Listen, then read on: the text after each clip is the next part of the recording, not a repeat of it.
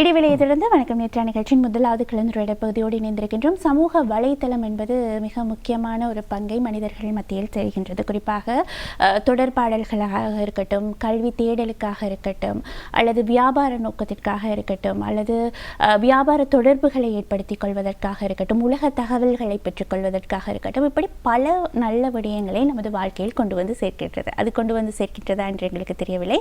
நாங்கள் எப்படி கையாளுகின்றோமோ அதை பொறுத்து நாங்கள் எடுத்துக்கொள்கின்றோம் என்று சொல்லலாம்.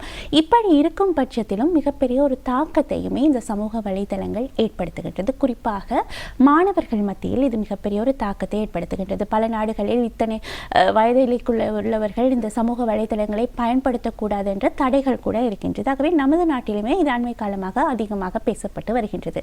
ஆகவே மாணவர்களுடன் எதிர்காலத்தோடு தொடர்புபட்ட இந்த சமூக வலைத்தளம் தொடர்பாக பேச வேண்டுமாக இருந்தால் மாணவர்களோடு தொடர்ச்சியாக தொடர்பில் இருக்கக்கூடிய ஒருவரை அழைத்து வந்தால்தான் சிறப்பாக இருக்கும் என்று நினைத்தோம். அந்த வகையில் தான் எமது விருந்தினரும் அமைந்திருக்கின்றார். குறிப்பாக இவர் ஆசிரியராக, அதிபராக நீண்ட நாள் கடமை செய்யக்கூடியவர். தற்போது திறந்த பல்கலைக்கழகத்தில் பகுதி நேர விரிவுரையாளராக செயல்படக்கூடிய கொட்டாஞ்சனை விவேகானந்தா தேசிய கல்லூரியின் முன்னாள் அதிபருமான சந்திரசேகர் ரவிச்சந்திரிகா அவர்களை தான் அழைத்திருக்கின்றோம். வணக்கம். நான் சொன்னது போல சமூக வலைத்தளம் என்பது நமது வாழ்க்கையில் மிகப்பெரிய ஒரு தாக்கத்தை செலுத்துகின்றது. அதை நாங்கள் எப்படி கையாளுகின்றோம் என்பதை பொறுத்து நாங்கள் பயன்பெறுகின்றோமா அல்லது தீமையான விடயங்களுக்குள் மாட்டிக்கொள்கின்றோமா என்று அமைகின்றது.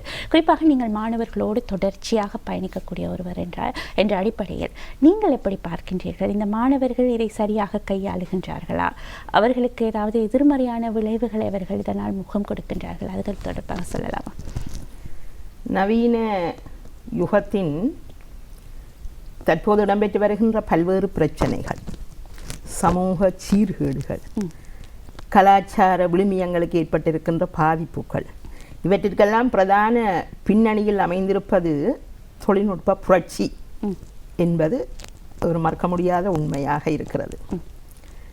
இந்த தொழில்நுட்ப முன்னேற்றம் கொண்டு வரப்பட்டது பல்வேறு சாதகமான இலக்குகளை முன்வைத்து எங்களுடைய அன்றாட வாழ்வினுடைய செயற்பாடுகளை செயற்திறனுடைய வினைத்திறனுடைய முறையில் மேற்கொள்வது, துரிதமாக மேற்கொள்வது, அதாவது அறிவு தேடல், துரிதமான தகவல் பரிமாற்றம், இப்படி பல்வேறு சாதகமான இலக்குகளை முன்வைத்து கொண்டு வரப்பட்டாலும் அதை இன்றைய எங்களுடைய சமூகம் அல்லது இளம் சந்ததி மாணவர்கள் இவர்கள் தவறான முறையில் பயன்படுத்துவதனால் அது சாதகமான விளைவுகளை விட பல்வேறு பாதகமான விளைவுகளை தோற்றுவித்து வருகின்றது என்பது உண்மை.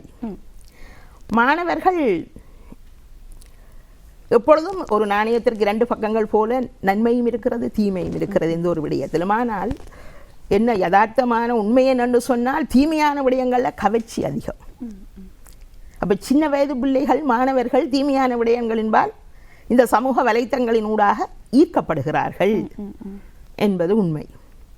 அதனால் தவறான பெற்றோருக்கு தெரியாமல் பெற்றோர்கள் தடை விதிக்கின்ற தவறான பக்கங்களை பார்வையிடுவது, ஆன்லைனில் அதிக நேரம் செலவிடுவது, அதிகமான ஆன்லைன் நண்பர்களை வைத்திருக்கிறது, அதிக நேரம் அவர்களோடு சட்டிங், நீண்ட நேரமாக சட்டிங், இரவு 1 மணி 2 மணி 3 மணி வரையிலும் மாணவர்கள் சட்டிங்கில் ஈடுபடுகிறார்கள். இதனால் அவர்களுடைய உடல் ரீதியாக உடலியல் பாதிப்புகளும் ஏற்படுகின்றது, உளவியல் ரீதியான பாதிப்புகளும் மிக மோசமாக ஏற்படுகின்றது என்பது இந்த ஆய்வுகளினுடைய முடிவு. இதனால் ஒன்று உடலியல் ரீதியாக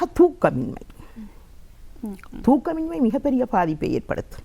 பல்வேறு உடலியல் ரீதியான பிரச்சனைகளுக்கு இந்த தூக்கமின்மை காரணமாக அமைகின்றது. இப்போ ஆய்வின் முடிவுகள் அமெரிக்கா, பிரிட்டன் இந்த நாடுகளில் மேற்கொள்ளப்பட்ட ஆய்வின் முடிவுகள் என்னத்தை வெளியிட்டிருக்கிறது? இந்த அதிகமான ஆன்லைன் நண்பர்களை வைத்துக்கொண்டு அதிகமான இந்த ஆன்லைன் சட்டிங்கில் ஈடுபடுகின்ற மாணவர்கள் தூக்கமின்மை, அடுத்தது ஒரு மனச்சோர்வு, மன அமைதியின்மை, இதனால் பல்வேறு உளவியல் தாக்கங்களுக்கு உட்படுகிறார்கள். பழி வாங்குதல், துன்புறுத்துதல், மன அழுத்தங்கள் அவற்றிற்கு உட்படுகின்றார்கள். அப்போ மன ரீதியான பிரச்சனைகளும் உடல் ரீதியான பிரச்சனைகளும் இதனால் ஏற்படுத்தப்படுகின்றது. இதைவிட முக்கியமான பாதிப்பு என்ன? தவறான நடத்தைகள். நிச்சயமாக நீங்கள் சொல்லும் போது குறிப்பாக இப்போது பாடசாலை மாணவர்கள் ஏஐ தொழில்நுட்பத்தை பயன்படுத்தி பாடசாலை மாணவிகளாக இருக்கட்டும் ஆசிரியர்களை தவறாக சித்தரித்த ஒரு செய்தியை நாங்கள் கேள்விப்படுகின்றோம். இப்படி அல்லது ஆன்லைன் மூலமாக பார்ட்டிஸ்க்கு செல்வது, அதனூடாக தவறான பழக்க வழக்கங்களில் ஈடுபடுதல், போதைப் பொருளுக்கு அடிமையாகுதல், இப்படியான விடயங்களுமே நடக்கின்றது. ஒரு குறிப்பிட்ட வயது வரை பிள்ளைகள் சமூக ஊடகங்களை பயன்படுத்துகின்றார்கள் என்றால் பெற்றோருக்கு மிகப்பெரிய ஒரு பொறுப்பு இருக்கின்றது அதை பார்ப்பதற்கு. அதே போல பெற்றோருமே பிள்ளைகளை இந்த ஆக்கப்பூர்வமாக சமூக வலைத்தளத்தை பயன்படுத்துவதாக ஆரம்பித்து அவர்களை அதிகமாக இதில் ஈடுபடுத்தும் போது அவர்களுடைய எதிர்காலம் சொந்தமான சிந்தனையே இல்லாமல் இதற்குள்ளேயே போய்விடுகின்றார்கள். அல்லது குடும்ப பிரச்சனைகளை கூட சமூக வலைத்தளத்தில் சிறுவர்களை வைத்து பேசக்கூடிய பெற்றோர்களை நாங்கள் பார்க்கின்றோம். அது மிகவும் ஆபத்தான ஒரு விடயமாக இருக்கும். சில சமயங்களில் பார்க்கும்போது இப்படியெல்லாம் குழந்தைகள் பேசுவார்களா, தங்களுடைய சுய வெறுப்புகளை பிள்ளைகளினூடாக ஒரு அப்பாவை ஏசுவதற்காகவோ ஒரு அம்மாவை ஏசுவதற்காகவோ பயன்படுத்துவது, அவர்கள் பயன்படுத்தும் அந்த வார்த்தைகள் இதெல்லாம் பார்க்கும்போது பயமாக இருக்கின்றது. இதை நீங்கள் எப்படி பார்க்கின்றீர்கள்? எதிர்காலம் எப்படி செல்லுமோ, எதிர்காலம் பெரிய சவாலாக கேள்விக்குரிய விடயமாக மாறி இருக்கிறது. பெற்றோர் பங்களிப்பு கணிசமாக இருக்குது. ஆனால் பெற்றோர்கள் தங்களுடைய வேலைப்பளுவை குறைப்பதற்காக, தங்களுடைய சுமையை குறைப்பதற்காக பிள்ளைகள்கிட்ட இந்த ஸ்மார்ட் போன்களை கொடுத்து விடும். இப்போ சின்ன பிள்ளைகள், 1 வயது பிள்ளைக்கு கூட பெற்றோர் இலகுவாக உணவூட்டுவதற்காக என்ன செய்கிறார், கையில் போனை கொடுக்கிறார். பிள்ளைகள் வீட்டில் ஓடி ஆடி விளையாடி விழுந்து அப்படியான சிரமங்களை ஏற்படுத்தக்கூடாது என்பதற்காக பிள்ளைகள் கையில் போன் வழங்கப்படுகிறது. அப்போ அவர்கள் அதிலே அமைதியாக இருக்கிறார்கள். ஓட்டமும் இல்லை, ஆட்டமும் இல்லை, அதில் அமைதியாக அதில் மூழ்கி இருக்கிறார்கள். பெற்றோர்களுக்கு வேலை சுகமாக இருக்கிறது. அது என்ன செய்கிறது, காலப்போக்கில் அவர்களை அதுக்குள்ள அடிமையாக்குகின்றது. பாவிக்கலாம். ஸ்மார்ட் போன் நல்ல தேவையான விடயங்கள், நன்மையான விடயங்கள் அதிகம் இருக்குது, இவ்வளவு பாவிக்கலாம். ஆனால் அது அவர்களை என்ன செய்கிறது, அதற்குள்ள அடிமையாக்குவதனால தான் அவர்கள் அதில் இருந்து மீள முடியாமல், சில வேளை மூச்சு திணறல் ஏற்பட்டு வெளியில வர அவர்களாக முயற்சி செய்தாலும் மீள முடியாதவாறு ஒரு இருட்டு போர்வை அதுக்குள்ள அவர்கள் மூழ்கடிக்கப்பட்டிருக்கிறார்கள். இதனால பார்க்கிறாங்க பல்வேறு கலாச்சார சீர்கேடுகள், விழுமிய பாதிப்புகள். இதில் பாருங்க, தவறான, இப்போ நாங்கள் அன்றாடம் கேள்விப்படுறது தவறான புகைப்படங்களை பகிர்றது.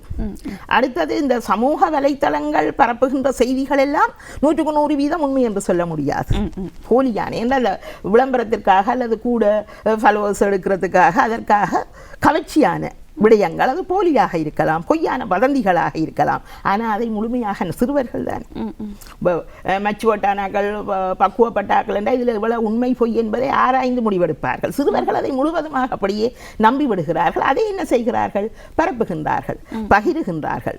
இதனால் பல்வேறு தீய விளைவுகள் பாருங்க. அநேகமாக இப்பொழுது நடக்கின்ற தற்கொலைகள், மாணவர்கள் மத்தியிலான தற்கொலைகள், இளம் வயது தற்கொலைகளுக்கெல்லாம் இந்த சமூக வலைத்தளங்கள் ஒரு பிரதான பின்னணியில் அமைந்திருக்கின்றதான் கூற வேண்டும். இவர்கள் பரப்புகின்ற செய்திகள் மற்றது தூண்டுதல்களையும் அளிக்கிறது.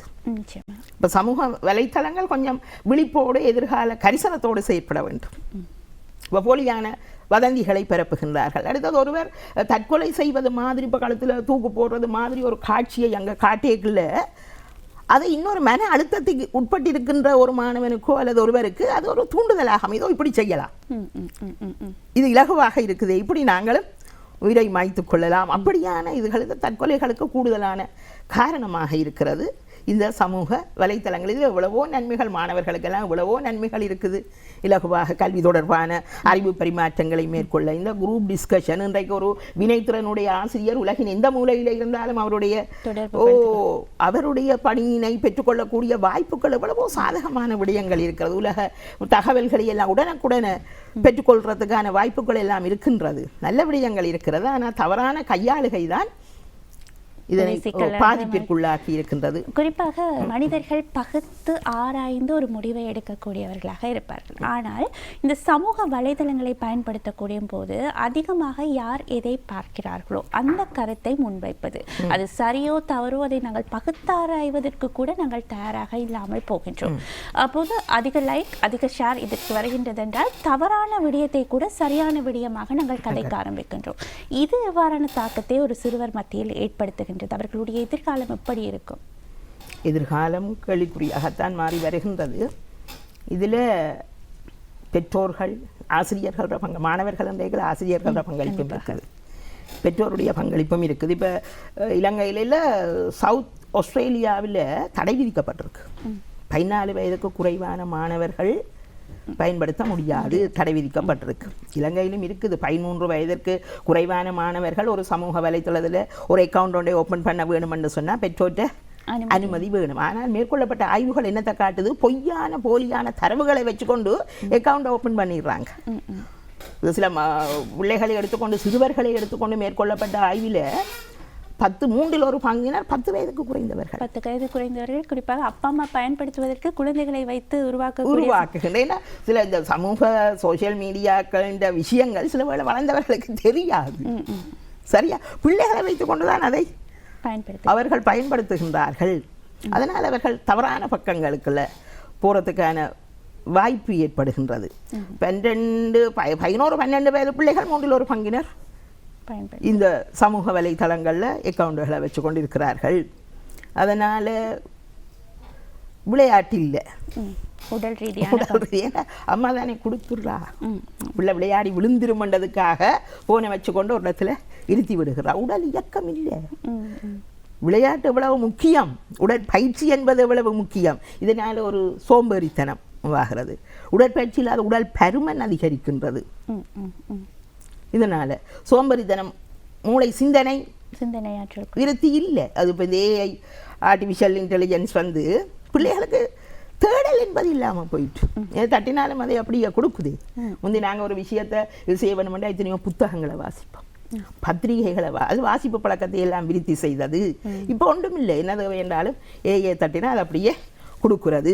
அப்போ பிள்ளைகளை என்னோட சோம்பேறியாக்கி வைத்திருக்கிறது. இந்த சமூக வலைத்தளங்கள் தவறான பாதைகளுக்கு வழிநடத்துவது மட்டுமல்லாமல் பிள்ளைகளை இயக்கமற்றவர்களாக சோம்பேறிகளாக மாற்றி வைத்திருக்கிறது. கலாச்சார சீர்கேடுகள், விழுமிய பாதிப்புகள் எவ்வளவு ஏற்படுகின்றது. நிச்சயமாக நாங்கள் பார்த்த வரைக்கும் அதிகமான மாணவர்களிடம் இதை பார்க்கின்றோம். அதனால தான் நாங்கள் இதை பேசுகின்றோம். குறிப்பாக நாங்கள் படிக்கும் போது எங்களுக்கு இருந்த தேடல், நாங்கள் ஒரு விடயத்தை செய்யும் போது அதற்கு நாங்கள் கொடுத்த முக்கியத்துவம், இப்போது பிள்ளைகளுக்கு ஏதோ வருகிறோம், ஒரு போட்டி நிகழ்ச்சியாக இருக்கட்டும், ஏதோ வருகிறோம், எதற்கு வருகின்றோம் என்று கூட தெரியாமல் பிள்ளைகள் வருவதை நாங்கள் அவதானிக்கக்கூடியதாக இருக்கின்றது.